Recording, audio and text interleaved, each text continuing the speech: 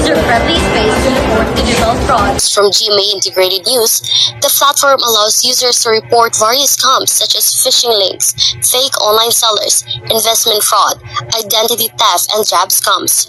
Reports can include screenshots, receipts, messages, and links, which will be reviewed by experts and forwarded to the appropriate authorities. In a statement, ScamWatch Filipinas co-founder Alan German said, Kani nga report kay makahelp sa Pilipino o ato sila matungog para makunong na sa akong scam.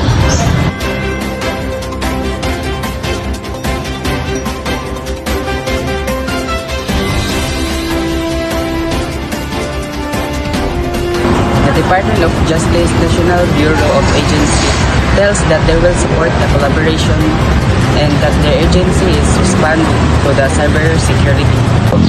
The ICT Secretary Ivan Jan Oy emphasized that addressing public awareness is crucial for criminal fraud. Dili pasabot kung unsa ka advance sa atong cybersecurity kung ang mga tao walay alamag o walay pag-amping ang mga cybercriminal makasud gyapon.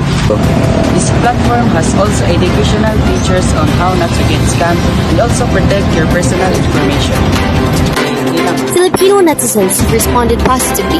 Freelancers, small business owners, and online sellers say the tool gives them a sense of security, especially since scammers have been impersonating legitimate accounts to trick customers. The platform is free to use, works on mobile reports.